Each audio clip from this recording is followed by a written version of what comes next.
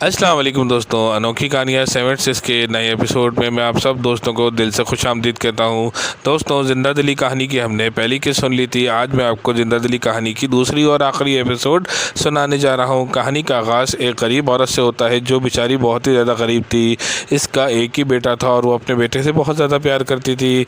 इसके बेटे को पढ़ने लिखने का बेहद शौक़ था। लोगों के घरों में झाड़ू पोछे का काम करती, बर्तन धोने का, खाना पकाने का काम करती और सिलाई कढ़ाई का काम भी करती। जैसे तैसे इसने अपने बच्चों को पढ़ाया लिखाया, हिफ्ज़ कराया और एक बड़ा मौलवी बना दिया। लड़के ने मेहनत के दम पर, अपनी मेहनत के दम पर हुकूमत की एक नौकरी हासिल कर ली। पुराने वक्तों के हिसाब से ये नौकरी 20 से 25 रुपए की थी। फिर तो बड़ी भी के बहुत ही ज़्यादा मज़े हो गए। अच्छे अच्छे खाने पकाती, अच्छे अच्छे कपड़े पहनती और अपने बच्चे को भी पहनाती।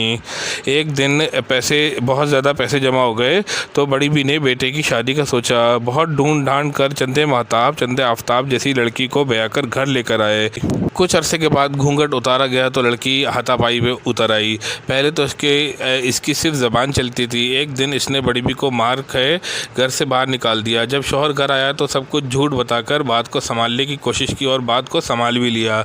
बेचारी बड़ी बी दर बदर ठोकर खाती रही और फिर एक यतीम खाने में जाकर इसने बना ली। वो यतीम खाना मौलवी के घर से 4 गलियां आगे था। इसकी बीवी पर अल्लाह ताला का ऐसा अज़ाब पड़ा कि वो ऐसी बीमार हुई कि मरते मरते इसने सारी हकीकत शौहर को बता दी और माफ़ी मांगने लगी। मौलवी की अम्मा इससे ज़्यादा दूर नहीं गई थी। घर की 4 गली बाद एक यतीम खाना था, वहाँ उसने पनाह ली थी।